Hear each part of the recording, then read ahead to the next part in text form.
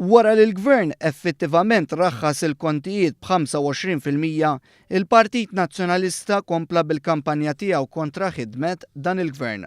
F'konferenza tal-aħbarjiet it-tliet kelliema tal-Partit Nazzjonalista dwar l-enerġija, jiġifieri d-deputat David Aguis, flimkien ma' Mark Anthony Sammut u Briguglio, tkellmu fit-tul dwar is-sistema ta' kif qed jinħarġu l-kontijiet.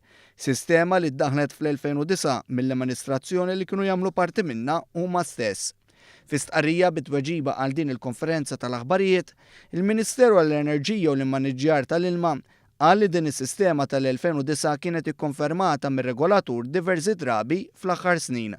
Apparti minn hekk f'analiżi li saret jirriżulta li fl-2012 kienu joħorġu 6.1 kontijiet fis-sena li jfisser medja ta' kont kull xarejn, filwaqt li fl-2017 ħarġu 5.7 kontijiet fis-sena.